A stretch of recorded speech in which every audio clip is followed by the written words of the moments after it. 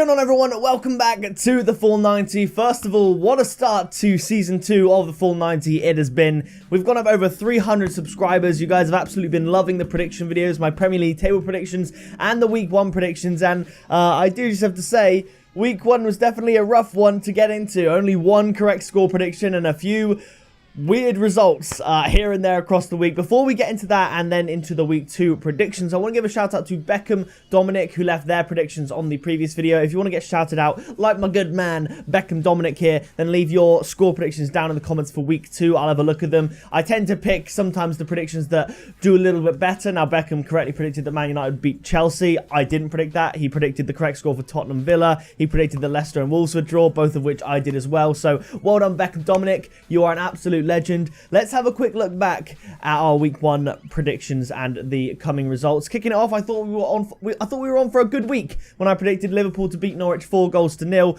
and Norwich did score in the second half to make it 4-1, so not too far off there. West Ham, Man City, I predicted 3-1 to Man City. I saw a lot of people predict that. I don't think people thought that West Ham would get absolutely walked all over like they did. Man City obviously won 5-0. West Ham, they've got a lot to build from because you can't get much worse than that.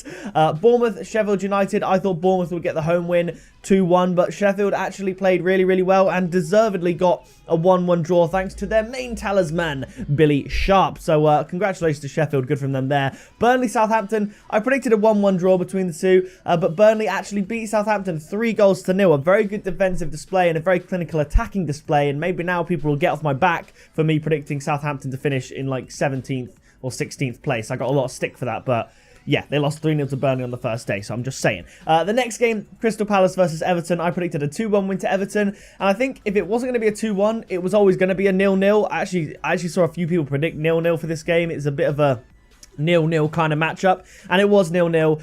Everton defended really well, I'm told, because I didn't actually watch the game or the highlights. In fact, Sky Sports are now uploading Premier League highlights to YouTube, and the highlights video for the 0-0 between Palace and Everton was longer than the highlights video between the 5-0 between Man City and West Ham, so I don't get how that works. But yeah, the next game, absolute fail on my part. Watford versus Brighton. I predicted a 2-0 win to Watford. Brighton came, did one better, and won 3-0 away from home. What is going on? Brighton winning away from home, Arsenal winning away from home with a clean sheet.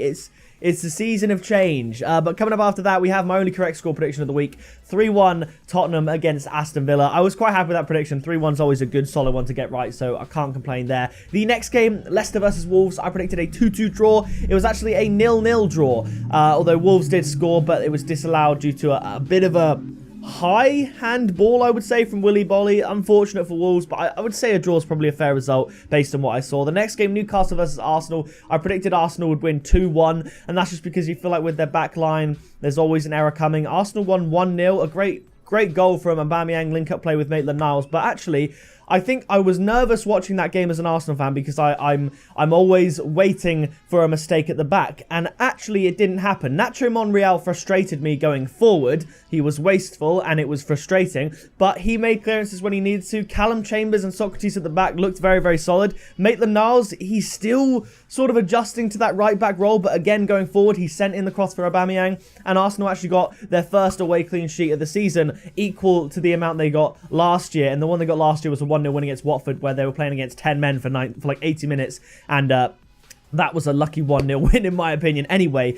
So it was really good to see Arsenal show have a solid performance at the back. So 1-0 to Arsenal there. And the next one, I predicted a Man United 1-1 draw with Chelsea. I said I couldn't see Man United losing at Old Trafford. However, I didn't think they'd go and win 4-0. Yes, Chelsea played well. They looked like the better team in the first half, but they didn't take their chances. The post did them dirty a couple of times, but ultimately Man United crushed them 4-0. So there's that. That is the end of Week 1. One correct prediction. Let's try and beat that this week. Kicking it off with Arsenal versus Burnley. I'm not going to delay any further. Burnley, they did do really well in the Week 1. But Arsenal at the Emirates is a different kind of beast. But I think Burnley will have confidence going forward a little bit. Scoring 3 goals in your opening match against a team like Southampton and keeping a clean sheet is very good going for Sean Dyche and his men. But I think Arsenal, they should be able to start Nicolas Pepe now from the beginning as opposed to bringing him on. I think the best part about the game against Newcastle was that they actually started their team with with the addition of Nelson and Willock, with a few youngsters, but other than that, pretty similar to last year. They didn't use any of their new signings at the start. They were able to dip their new signings in, Ceballos in the midfield, Nicolas Pepe up front. They were able to sort of dip their new signings into the Premier League without it hurting them. Away win, away clean sheet. It doesn't get much better than that. And I think Arsenal are going to go all guns blazing at the Emirates. And I'm going to go with a 3-1 win. I still think there is that defensive error at the back. Maybe David Luiz will get a start and tighten things up even more. And obviously when Tierney comes back from injury, man, it's going to look a lot better. When Bellerin comes back as well, get that pace on the right-hand side. Maybe we can use Maitland-Niles a little bit differently. I see Arsenal playing some exciting football at least this season. You know, going for top 4, that is the goal. I'm going to go for a 3-1 win to Arsenal. Coming up, we have Aston Villa versus Bournemouth. Now, obviously, there's pictures going around of Jack Grealish because as a result of his previous season in the Premier League and combined with the loss on day one, he is now the record holder for the most consecutive losses in the Premier League for a single player at 19 losses. And I think the streak ends here. I'm going to go with Aston Villa to beat Bournemouth 2-1. Bournemouth aren't as good as they are at home on the road.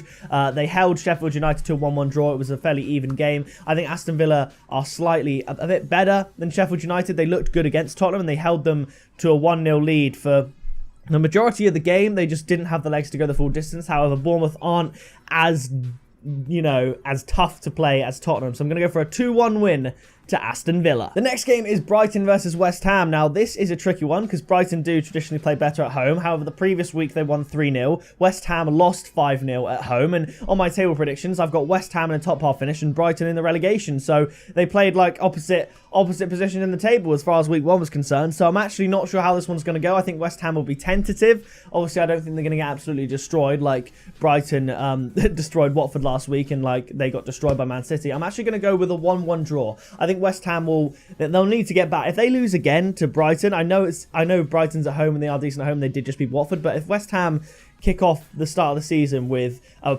-6 or more goal difference and 0 points on the board, it doesn't look good. Just like West Ham last season, they started terribly. So West Ham will want to get at least a point on the board, and I think they'll be able to do that with a 1-1 draw. Coming up, we have Everton against Watford. Everton looking good at the back, and they have obviously had a fantastic transfer window. Watford not so much, and I believe Watford have had the oldest average age player of a starting squad in the Premier League for week 1. It was nearly 30, so they've got a bit of an older squad compared to other squads that went as young as about 24 in Manchester United. I think Everton are going to be very, very quick on this day. I think they play very, very well at Goodison Park, and I think they're going to be too quick for Watford and too clinical and also very strong at the back. So I'm going to go for a 2-0 win to Everton here. Obviously, I said that Watford would win 2-0 last week at home, and they lost 3-0 at home, so maybe Watford will swap it up and just beat Everton here. I wouldn't put any money on this one, but I do think Everton are going to beat Watford 2-0. The next game is Norwich versus Newcastle. Now, this one's an interesting one because Newcastle against Arsenal, they didn't play badly, but they didn't really... It was almost as if they were a bit toothless, especially in the final third. And that just kind of sums up Steve Bruce. I feel like his presence as a manager was just kind of shown in that first game. There were glimpses of hope. Almiron, he's a bit of a nerdy looking chap, isn't he? But he's very rapid. And Joel Linton, he was still finding his feet in the game, but he did have a few chances. He is a very physical looking player. He does look like he could cause some damage. However, Norwich, I think at home they might be able to get the better of Newcastle. I don't know. I mean, Newcastle could easily... If you told me at the end of week 2 that Newcastle won this 2-0, I'd be like, okay, yeah, that makes sense. But I'm going to go with a Norwich win. I'm going to go with just a 1-0 win to Norwich. I don't know. I'm not sure why I've been compelled to do that. It could be a 2-1. Could be a 1-1. I'm going to go with a 1-0 win to Norwich. Just back the newcomers. That's what we'll do here. So after that, we have Southampton versus Liverpool. Southampton getting off to a horrid start against Burnley. Liverpool resuming business as usual against, obviously, the unfortunate Norwich to come up and face them.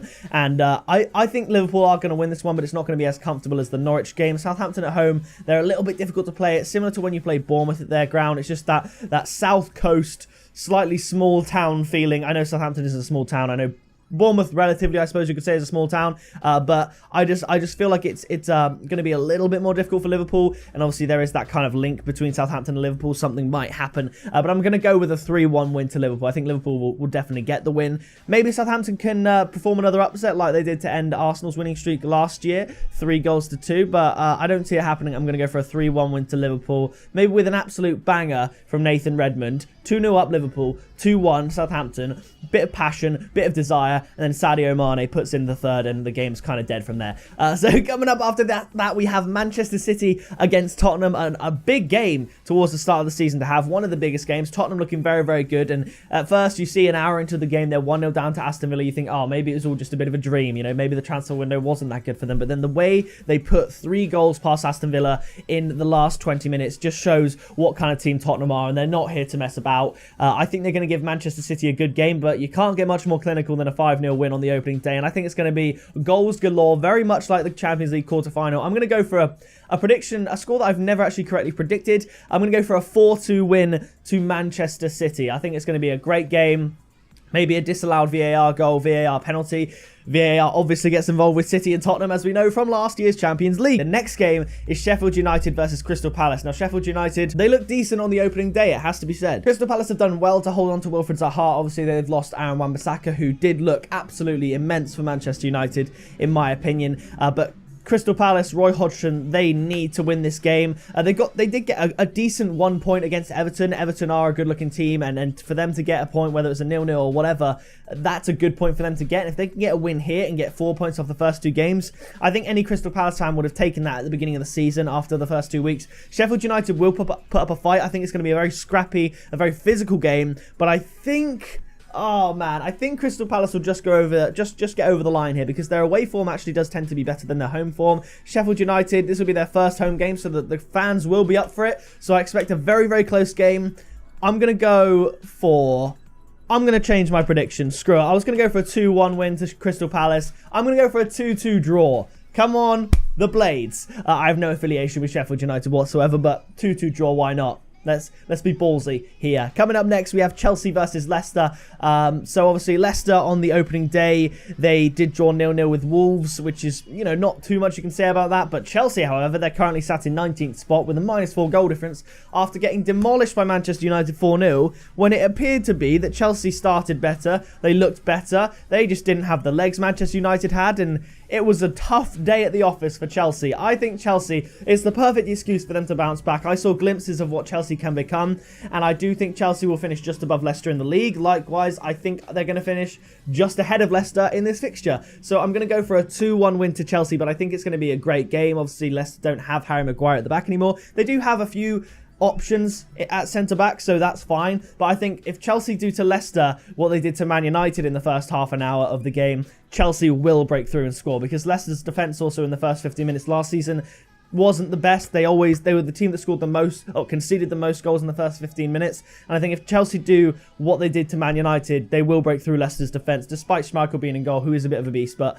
I think Chelsea can get this win at 2-1. Now, the next game and the final game, arguably one of the games of the week behind City and Tottenham, is Wolves versus Manchester United. Now, Wolves did the double over on Manchester United in both the Cup and the League at Molineux. I think, did they also do it at Old Trafford? I'm not entirely sure. One of them might have been at Old Trafford. And a few people said I always go for the odds-on favourite in the matches. I don't know who the favourite is here, but I assume it's Manchester United. You know what? For the jokes, we're going to go for Wolves on this one. I'm going to go for Wolves to do it again. They are the bogey team, not only for the top 6, but especially for Manchester United. So I'm going to go for a 2-1 win to Wolves. I think they are a fantastic team. Raul Jimenez, Diogo Jota. I did have Jota in my fantasy team for week 1, and he actually had a bad day, like a really bad day. Very unlike him, but it's the perfect excuse for them to bounce back. They had a disappointing draw as far as Wolves fans are concerned against Leicester, where they feel like they could have won, especially scoring that goal that was then disallowed on like a practicality. Fair enough, but Manchester United are on an absolute high, winning 4-0 when even they feel like they probably should have won maybe 2 or 3-1 or something like that. That they feel like they were fortunate to get the 4-goal win. It's perfect for Wolves to swoop in and give Ole Gunnar Solskjaer and Man United and all the Ollies at the wheel fans a reality check. And I could see it happening. I'm going to go for a 2-1 win to Wolverhampton Wanderers. So that is it for this video. If you enjoyed it, be sure to leave a like on it. Subscribe today to join the full 90 gang. Turn on notifications so you don't miss a single video. I am moving house in the coming couple of months, and when I move and get good internet, we'll be doing watch-alongs specifically for Arsenal and any other big games. So it's going to be exciting. So subscribe. Leave your comments down below with your predictions for this week, and I'll feature one of you in next week's video. And yeah, I will see you in the next one very soon.